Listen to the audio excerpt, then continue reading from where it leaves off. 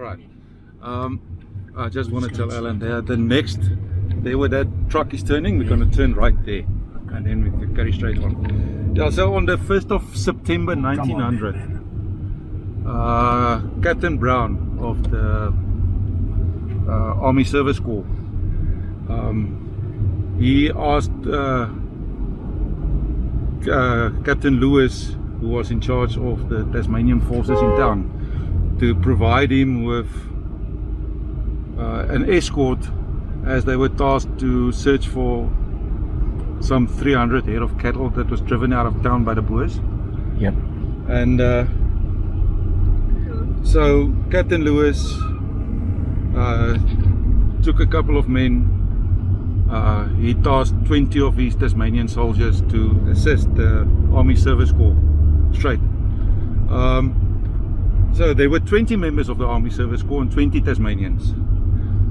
So the Tasmanians, they were divided into a front escort, a scouting party at the front of 8 members, and then you would have gotten your Army Service Corps, and behind them would be the other 12 members of the Tasmanian Corps, being the rear guard to the Army Service Corps. The basic task of the Army Service Corps, according to Lord Roberts, was to collect cattle in the Waterberg and transport it down to Pretoria as meat, fresh meat for the British forces. Sure. So on that day, after midday, so between 12 and 1, they left the town, traveling north, directly north out of town,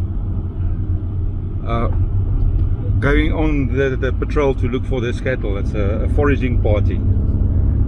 And when they hit the low hills north of town, they started patrolling to the west, going left to the west, to maybe see if they can see any sign of where the cattle was chased through, looking for cattle tracks, cattle dung. 300 cattle should leave some very visible marks. Yeah. So they were traveling along the mountains to the west, and then they came to the black settlement at the mouth of a gorge, and they went to the resident there and they asked him, right here, sorry, we're going to turn right, sorry. Sorry about that. No problem. And now we're going to carry straight on out of town. Okay. Then they got to the black resident and they inquired from him about the cattle. Yeah. And he says no, he didn't see any cattle, but he would not suggest that the soldiers go into the gorge, as there were definitely Boers in the gorge. But they went in anyway. Wow. So they were going through this narrow, densely bushed gorge with precipitous cliffs on all sides. They went through until it opened up on the other side. For about 2.5 miles they went down this narrow gorge. It started to open up. There was low hills all around them, densely bushed. They could see some goats but no cattle. And then they decided to turn back to town. They stopped by the little stream, watered their horses, and started returning to town. And as the gorge narrowed again, at the narrowest point of the gorge, they were ambushed. They claimed by about 250 to 300 Boers. I think that number might be exaggerated a bit. I think it was more closer to, say, 50 to 100 Boers. Yeah. But they were ambushed nevertheless. 6 of the men were hit immediately. Trooper Clark, who was the scout, was one of the first to be hit, along with Trooper Brown. Captain Brown of the Army Service Corps, he was wounded. Lieutenant Wiley from the Tasmanians were wounded. John Bisley was wounded. Sam Willoughby was wounded. So in all, also Corporal Brown, Trooper Brown's brother, was also wounded. Eddie Brown was the corporal and Jeff Brown was the trooper. They were both brothers from Penguin in Tasmania, town of Penguin. Wow. But they managed to escape. Corporal Brown was rescued by Lieutenant Wiley, got him on his horse, ran him out of the danger, while the wounded Lieutenant Wiley returned to give covering fire to those men that still lying on the ground trying to extricate themselves. Yeah. Trooper Busby rushed in. He collected the wounded Captain Brown, Captain Brooke. Sorry, I said Captain Brown because Captain Brooke. Yes. Captain Brooke from the Army Service Corps. He was wounded. His horse bolted, and he was left wounded on the ground.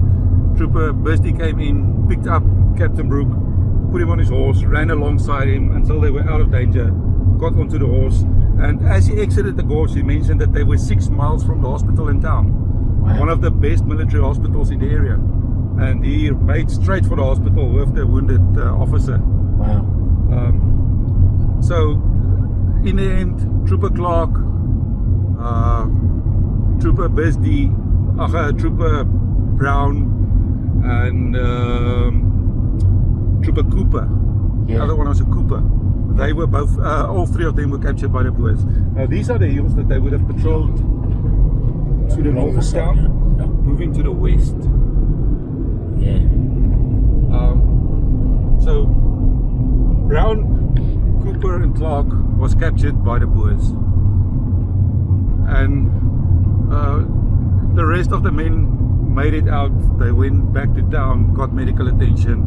And then later that night, Trooper Clark returned. The Boers had released him. He was the least wounded of the three. Yeah. And they said, no, Trooper Brown was so seriously wounded that they must bring a British ambulance to come and collect him because they couldn't take care of him. Yeah. The doctor claims that he went with the wagon into the mouth of the gorge, and there they were stopped by someone that claimed to be the commandant of the Boer commando. Yeah. I'm not really happy with that part of the story because it doesn't make sense. I've never heard of any other such instances. Just after this whiteboard, there's the second shade. Go left there. The guy introduced himself as the commandant of the troop, the Boer commando, and he said no, he's not going to allow the ambulance because he did not give permission for Trooper Clark to be released. So the ambulance could not enter and collect Trooper Brown for his injuries.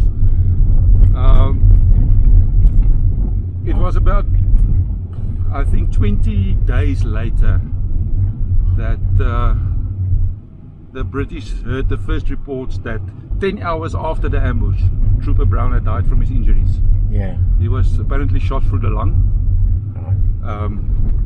So he died from his injuries about 10 hours after the battle.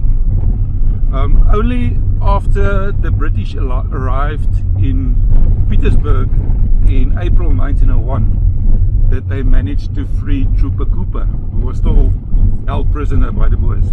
Right. So the prisoner of war camp in Petersburg was liberated, and that's when they found Trooper Cooper, who confirmed that Trooper Brown passed away that night. Right. So Trooper Busby, Lieutenant Willie both won the Victoria Cross for their action here, and then Trooper Groom and Trooper Clark, Trooper Groom and I've got it in my notes. There's two of them that won the. It's in the notes. There's two soldiers that won the Distinguished Conduct Medal for their action. So it's two VCs, two Distinguished Conduct Medals for an action that lasted about 30 minutes.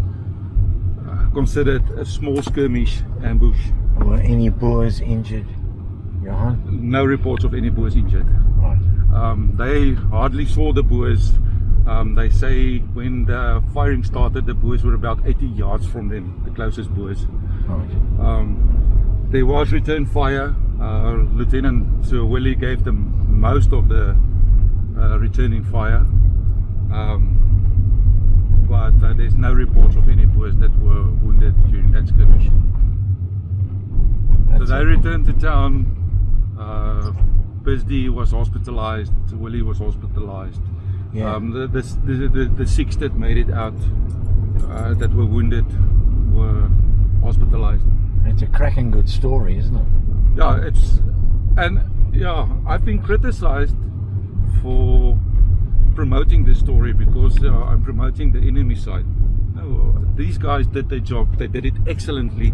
Yeah. Under dire circumstances. They deserve all the praise that they can get. You know, they didn't run off and leave their friends. No. And then the other thing that I think is a half is maybe a spiritual connection between me and... Sorry, if I could just... This is a stream that ran through the gorge. Yeah, this is the Buffelsspruit. Yeah, just now you're going to see that gorge is now dammed up. This is where they watered their horses? Yeah, this is where they watered the horses. But on the other side, when they started returning... They can water me. John Hutton Bisdee and I have the exact same birthdays. 28th of September. Another century apart, but... Apart from these bushes, these gorges with the rocks are very familiar would have been to the Tasmanians. I believe so, yes. They would have known this terrain. They were tough people, the Tasmanians. No, they were, yeah. I've got the highest respect for what those guys went through and what they achieved on that day. Yeah. The day afterwards, there was a massive attack from the Boers on the British camp in the town. The camp was attacked by about 2,000 Boers with a cavalry charge, but several charges, but they were driven off. Yeah, they were driven off. They were prevented from taking the camp. No casualties was reported on that day. I think 1 or 2 people might have been wounded, but it's not reported as such. Yeah. And on the next day, from Basecop, where I showed you where the stone for the sandstone for the blockhouse came from. Yeah. The Boers started bombarding the town from there. They had a cannon on the low hill. Now, if you look around, all the reports state the precipitous cliffs that surrounded them in a narrow gorge. Yeah. Now you can see those precipitous cliffs all around you. Yeah. So on the next day, the 3rd of September, the town was bombarded from Basecop. Who was at a cannon on Basecop. One of the men kept count, and he counted 93 shells that fell in the town. Wow. One member of the British South African police was killed in that bombing raid. Yeah. And Trooper Bisdee, that was still in hospital at that time, was very exuberant when he found out that an ox was killed in the raid, which meant that he was going to have fresh meat that night. Yeah. So, yeah, okay. It's coming into a narrowing of the gorge. yeah. So this action was basically the last straw for General Paget, who was situated at Pinas River, at that stage 20 miles south of the town. Sorry, do you remember I said to you Pinas River? That signboard? Oh, yes. Yes, okay. General Paget had his camp there with about 1,400 men. Yeah. His main camp was there, just on the northern side of the river. And the attacks on Warmbath was the last straw, and he ordered that the troops pull back. Terror for the Tasmanians. Captain R.C. Lewis, the commander of the Tasmanian Imperial bushmen, wrote to his brother from Warmbath on the 2nd of September 1900, explaining why such a small unit was out on its own, some distance from the rest of the contingent. Quote, "At 11:30 a.m. I received an order to provide 20 men with an officer to go with Captain E.W. Brooke of the Army Service Department to protect the men rounding up some cattle out west. Lieutenant Wiley and men were started off at noon. Later in the evening, news came that the patrol had been badly cut up. They had been taken through a pass into the hills. 3 days ago I had taken a party through this and proceeded about 4 miles. After returning, I reported it unsafe for small patrols to proceed through it or go further without being strongly supported with artillery." A Lance Corporal Banks Smith, who was with Wiley, records in a letter, quote, 20 of us were sent out on patrol yesterday, our object being to locate the enemy, and my word, we did. We travelled about 13 miles and went through a pass in the hills and walked into a regular trap. We got into a sort of a hole with steep hills on each side of us when the Boers suddenly opened a heavy fire on us from about 50 yards. 3 of our men were shot down in the first volley right by my side, and 4 more were wounded. The rest of us made a dart for cover under a small bank, but it was no use.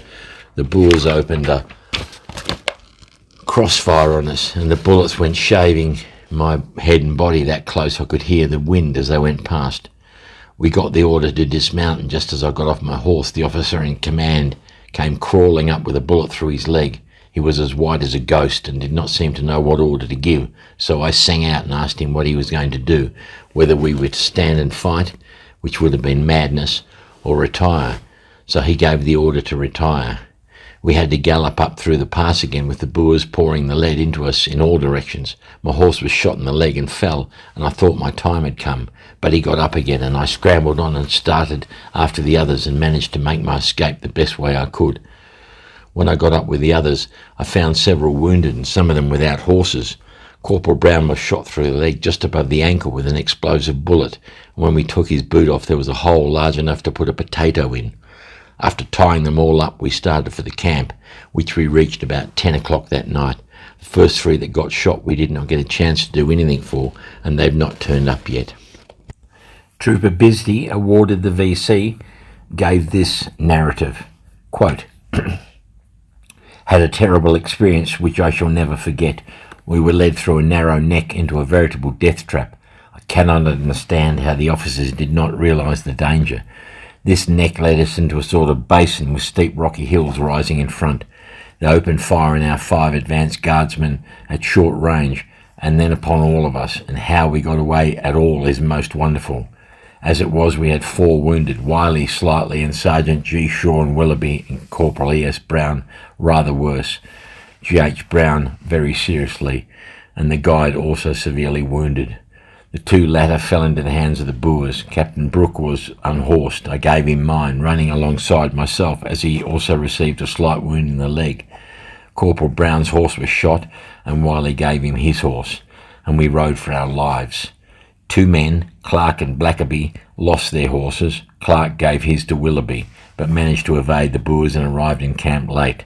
Walter's horse was shot, and he, stopping with G.H. Brown, was captured by the Boers, who let him go to report on Brown's case and send an ambulance in. Altogether, it has been a terrible experience, and seems so utterly foolhardy to go into such a place without scouts well out in front and good support behind, all for the sake of a few cattle." Now, this is exactly the spot You think? where the ambush took place. Oh wow. If you look at the description, this would have been landfall. The ground level on our left side would have been much lower towards the river. When the dam was built in the 1980s, this is where they dumped all the stone and the sand and the stuff that they removed from the blasting. So the ground level on this side would have been much lower than it is today.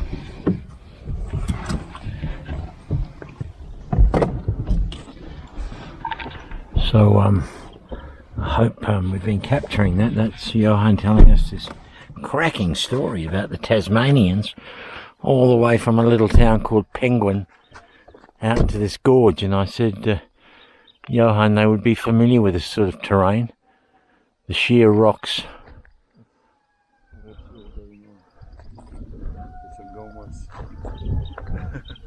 Is that natives? Yeah, they're having a ritual there. It's a christening and a sort of ritual. cleansing ceremony, I think. That's what you call it. So Johan thinks that this is the spot where the ambush took place.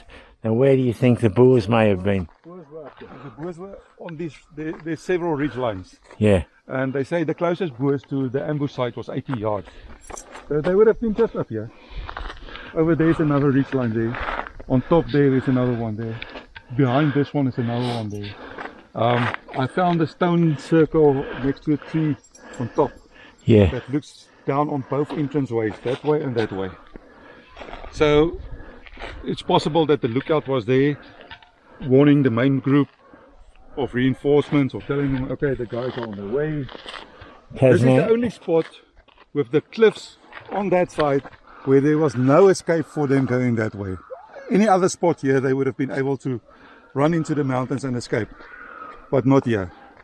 So they were coming from that direction. They were coming from around the hill there, Yeah, going Following next to the the river. road, follow the river here. yeah, And I think when they got to about here, that's when they were attacked. yeah, Just bearing in mind what Johan said, is that this is landfill now from the dam. So Yeah. the terrain would have been probably, If we can walk over there to the bridge, you will get an idea of what the ground level next to the stream might have looked like. Okay, we can, but it's just here. It's just here. All the, in the report, this Lieutenant Willie says that he was hiding behind large rocks, yeah. turning fire on the Boers. Now these rocks were all removed here when they Oh, yes. completed the road and stuff, and you can see the size of these rocks. Yeah, So it's very possible for a man to hide behind these rocks and return fire uphill. yeah. Look at the gum trees. There is a lot of them. It's a bit of Australian legacy inside. Yeah, you can smell the eucalyptus.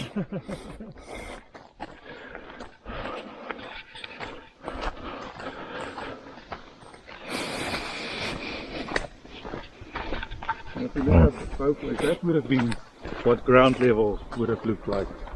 Yeah, right, yeah. It's a lot lower, isn't it? Yeah. It's a beautiful stream. So they would have passed through here, little road. I found out recently that this was actually a wagon route used at the time called the Suikersap Pass, Sugarback Pass. Yeah. So Wow. this was basically the route that farmers Look at that, the guys. back used to get That could be Australia. Easily. Bela Bela. Easily could be Australia, Johan. That vision there. Yeah, definitely. Yeah, Wow. I've seen shows on parts of Queensland and stuff in the mountains that Yeah. basically also looks exactly like this. Yeah. so you can stand here. Then hide behind those rocks. Yeah, yeah. The size of these rocks. I suppose. This is also the only part where you get these rocks lying around in this number. So I suppose any cartridges or shells would be all covered up with a bulldozer. yeah, I think maybe into the mountains we might find some. Yeah. But I had the archaeologists here also, and they said this is the ideal spot to use a metal detector, but even they need to get permission to use them. Yeah. Wow. Just through there, Judy, where you can see the diggings, that's where the dam wall is. The other side is now just a dam. Oh. So, as Johan was saying, they came through here, went through that gorge, came to flat land, Yeah. okay, then decided no, there was nothing, turned around and came back. By that stage, the Boers knew their numbers. They knew already passed here. yeah, they knew that there were only 40 of them. Yeah. Knew that there was for God, so they would have been up here, around the corner where the car is. Yeah. So there's an ideal horseshoe on which Boers can take pot shots at guys walking here. This is the only sort of place it could be, isn't it, Johan? Yeah, no, that's in my mind. There's no other spot around town that fits the description exactly like this. Yeah. Wow. And strategically, there's no better place because they can't. With their horses, there's no way they can No. escape into the mountains that way. It's too steep. You got them pinned The in. horse won't go up there. That's surprising any of them got out. Yeah, no, it's true.